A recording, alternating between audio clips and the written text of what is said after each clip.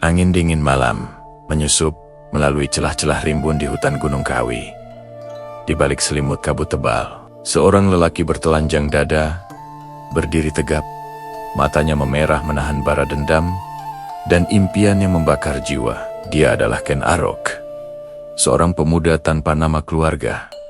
Hanya dikenal karena reputasinya sebagai pembuat onar, penjudi ulung, dan perampok jalanan yang ditakuti. Namun, malam itu, di tengah kesunyian yang mencekam, nasibnya akan ditentukan oleh kekuatan yang tak kasat mata. Di tengah keheningan, seberkas nyala api kecil menari-nari, memecah kegelapan. Dari dalam hutan, muncul pendeta Lohgawe, wajahnya pucat pasi. Rambutnya telah memutih karena usia dan laku tirakat yang berat. Dengan tatapan menusuk, ia berkata, "Arok, Tumapel akan terbakar. Kau bisa menjadi api yang melahapnya, atau menjadi abu yang dilupakan. Pilihlah sekarang."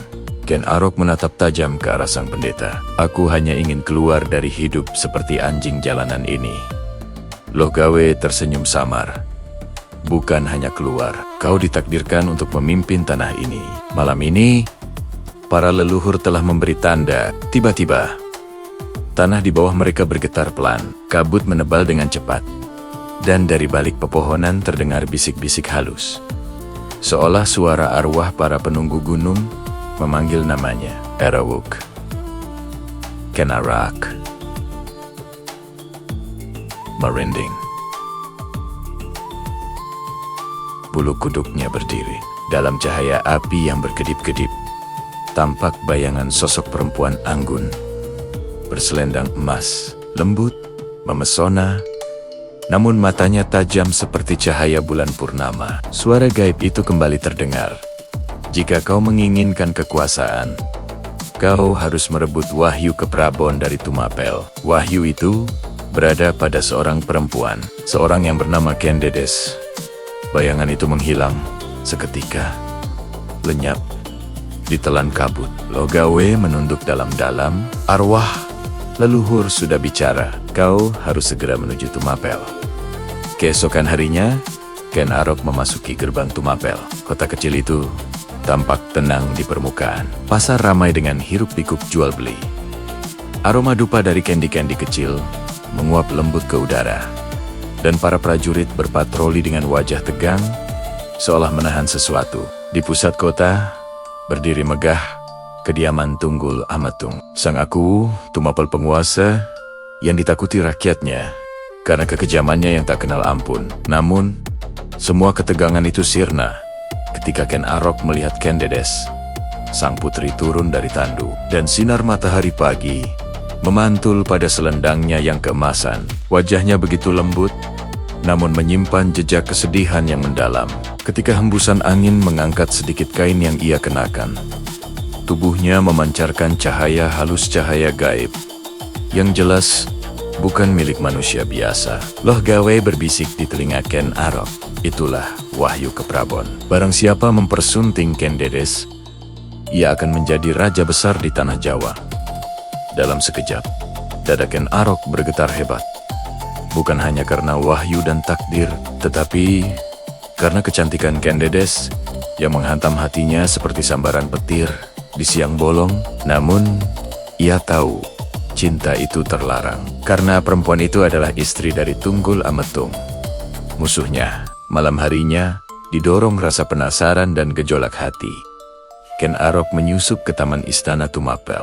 Di bawah sinar rembulan yang pucat, ia melihat Kendedes sedang menangis sendirian di tepi kolam teratai. Dengan memberanikan diri, ia mendekat. "Kenapa seorang perempuan seanggun dirimu menangis di taman pada malam-malam begini?" Kendedes tersentak kaget. "Siapa kau? Berani sekali kau masuk ke tempat terlarang ini." "Aku hanya seorang yang ingin tahu, apakah Tumapel ini seindah matamu atau sekelam hatimu yang sedang berduka?" Kendedes ingin marah, tetapi kata-kata itu begitu berbeda dari kekasaran yang biasa ia dengar dari Tunggul Ametung. Ia menunduk lama sebelum akhirnya berbisik lirih, "Aku terpenjara di sini." Air matanya kembali menetes. "Tunggul Ametung menikahiku bukan karena cinta. Ia takut pada ramalan para resi, bahwa keturunan yang lahir dariku akan menurunkan raja-raja besar. Ia ingin menguasai takdir itu untuk dirinya sendiri. Mendengar itu, Ken Arok menggenggam udara kosong menahan amarah yang membuncah. Dalam hatinya, api dendam yang selama ini ia pendam mulai menyala semakin besar. Dan kini, api itu disiram oleh bensin cinta. Bensin tanpa etanol. Sebuah cinta terlarang yang akan mengubah sejarah Tumapel selamanya. Untuk membebaskan Ken Dedes dan Tumapel, Ken Arok sadar ia butuh senjata. Bukan sembarang senjata, tapi sebuah pusaka yang mampu menaklukkan takdir itu sendiri. Langkahnya membawanya ke depan gubuk seorang pandai besi legendaris yang dikenal memiliki ilmu gaib, Empu Gandering. Di dalam gubuk yang kecil dan remang-remang itu, api tempa memancarkan cahaya merah darah yang menakutkan, menari-nari di antara bayangan. Ken Arok masuk dengan langkah mantap. "Aku ingin keris yang tak bisa ditandingi siapapun," katanya dengan suara berat, memecah kesunyian. Empu Gandering, dengan tatapan matanya yang tajam dan seolah menembus jiwa, menatap Ken Arok lama. Ia melihat ambisi yang membara di mata pemuda itu. "Keris yang kau minta membawa kutukan," jawab sang empu pelan. "Jika kau teruskan, darah akan menuntut darah. Tak akan ada akhir dari pertumpahan darah ini." Ken Arok hanya tersenyum tipis. Senyum yang menyimpan ribuan luka dan dendam. "Aku sudah hidup dalam darah sejak kecil," balasnya. Baginya, ancaman kutukan tak lebih dari bisikan angin. Maka, dimulailah proses penempaan keris sakti itu. Malam itu, dentang logam yang dipukul palu menggema di seluruh lembah, seolah membangunkan arwah-arwah penasaran. Api di tungku pembakaran memercik liar.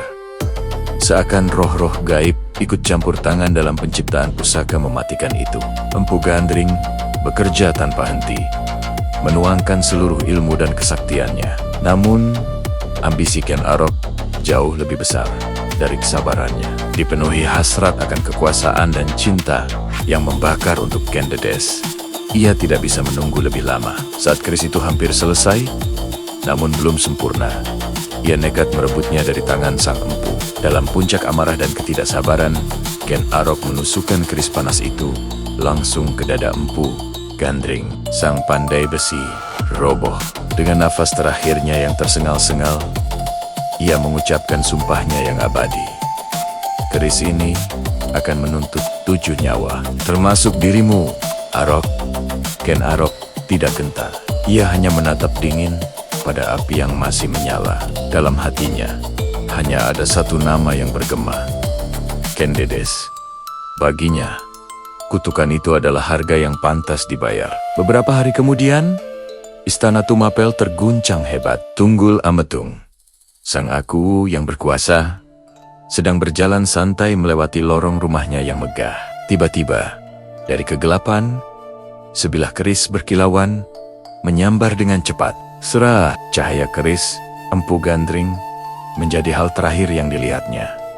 Sebelum ia jatuh, bersimbah darah. Ia bahkan tak sempat melihat wajah penyerangnya. Tumapel seketika dilanda kekacauan. Prajurit berlarian panik, warga menjerit ketakutan, dan rumor menyebar seperti badai. Aku, Tumapel, telah dibunuh. Di tengah kepanikan itu, Ken Arok melangkah maju ke alun-alun dengan gagah berani. "Rakyat Tumapel!" serunya dengan suara lantang yang menggetarkan.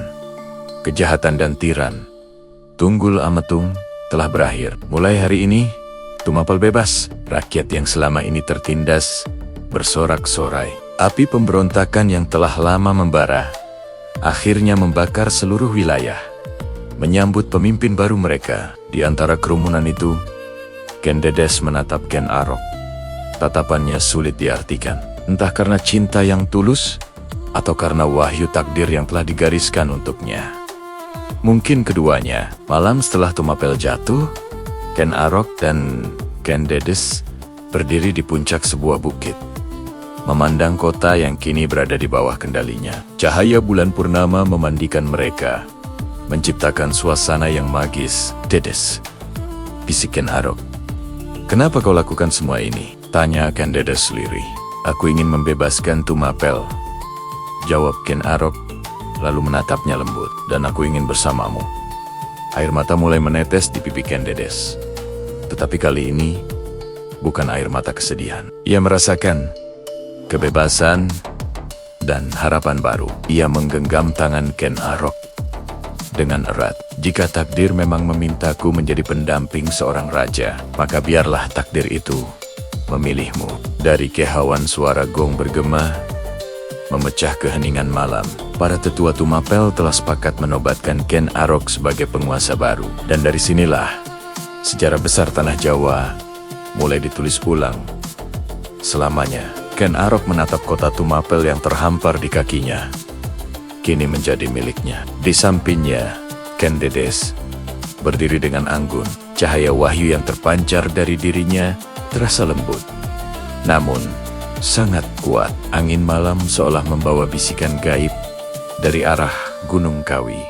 Arok, perjalananmu baru saja dimulai. Tumapel hanyalah gerbang menuju kerajaan yang lebih besar, Singosari. Dari keturunanmu, kelak akan lahir para penguasa agung yang akan membangun Nusantara. Majapahit. Ken Arok menutup matanya sejenak, meresapi bisikan takdir itu. Hidupnya yang dulu gelap dan penuh darah, kini membentang menuju masa depan yang penuh cahaya, sekaligus badai yang tak terduga. Dan semua itu dimulai dari satu hal sederhana, namun paling kuat di dunia, yaitu cinta. Tetap kontrol hawa nafsu, Hanggan sekali-kali meniru kisah cinta terlarang ini. Jaga iman, jaga sholat 5 waktu. Terima kasih sudah menonton kisah epik Ken Arok ini. Jangan lupa untuk subscribe agar tidak ketinggalan kelanjutan kisah-kisah legendaris lainnya dari Nusantara. Sampai jumpa.